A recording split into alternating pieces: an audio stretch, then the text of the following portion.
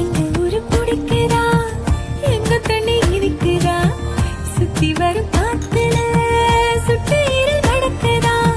முட்டை கோழி பிடிக்கவா, முறைப்படி சமைக்கவா, எலும்புக கடிக்கையில்